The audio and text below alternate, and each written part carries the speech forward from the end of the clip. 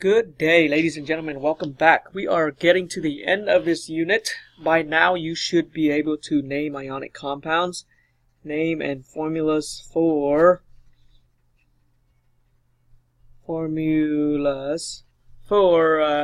ionic, right? Ionic. Two elements, something like sodium chloride, NaCl. You know how to name that. With polyatomic ions, you can probably write equation for like magnesium hydroxide. That's a base as well. You should be able to name and write formulas for acids: HCO3, H2CO3, carbonic acid versus hydrochloric. When to use hydro, when to use us, when to use ic, and basically, I mentioned earlier hydro. So you should be able to know all that now. Okay, this brings us down to the last thing. We haven't learned how to name this last thing called covalent with covalent or molecular compounds. They'll call it molecular compounds. It's formed by only covalent bonds, okay? Covalent bond is what makes the molecular compounds. And so these things are called molecules. Alright, so with ionic, the thing to distinguish between, acids, okay, base. Okay. Ionic is between a metal and a non-metal, so that's what makes it ionic. Alright? Between a base, we know that it's going to end in OH. Alright, just some little things here. Acid is going to start with an H. Starts with a hydrogen. Hydrogen something. HCO, HCO3. Okay. Covalent and molecular compound, they're all non-metals. Non-metal plus non-metal, like CO2. You already know what that is, right? That is what? Carbon dioxide. Carbon dioxide.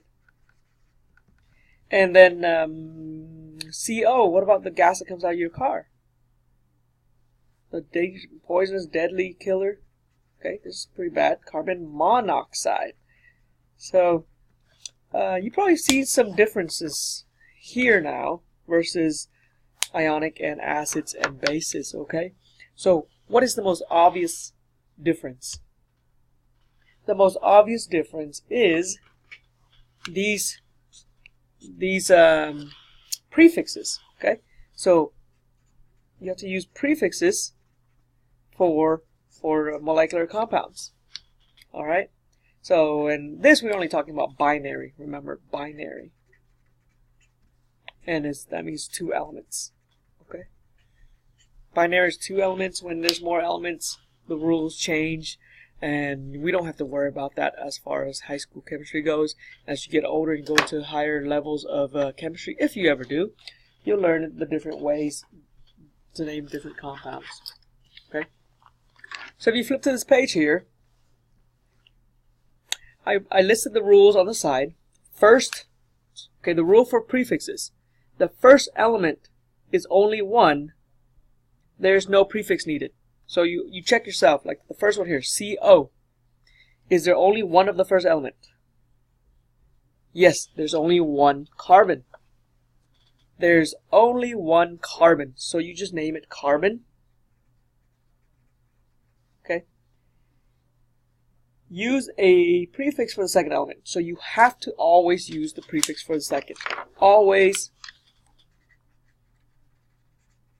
use prefix for second element. Okay? Always use the prefix for the second element. And the Greek, these are Greek prefixes here. 1 is mono, 2 is di, 3 is tri, 4 is tetra, 5 is penta, 6 is hexa, 7 is hepta, octa, nona, and deca. Okay? So number 1, carbon. And how many oxygen do we have? 1. So instead of monoxide, we drop that O and we just put carbon monoxide. Alright. There's some, okay, so here, if the first element is 2 or more, use the prefix and for the first element and the second element. So the second element, always use the prefix. The first element only when you have more than one. So look at number 5. There's 2 nitrogens on that first N. So use the prefix for 2 is dinitrogen. Okay. How many oxygen? 1. So you still have to use monoxide. The second element must have a prefix. The first element, when do we have to use the prefix for the first element? Only when there's 2 or more. Okay. And some little things here, like number 9. Okay. Number 9 is dinitrogen. And then 5 oxygen is penta, right? Pentaoxide.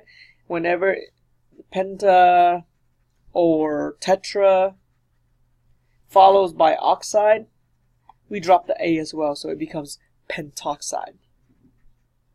Not pentaoxide, pentoxide, or tetroxide. Okay? Just after it follows the oxides.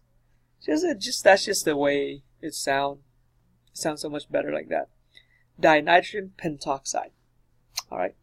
So that is how you name these.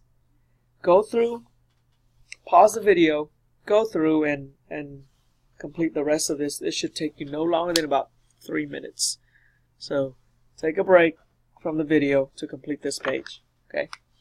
And I will have the answer shown for you in a little bit.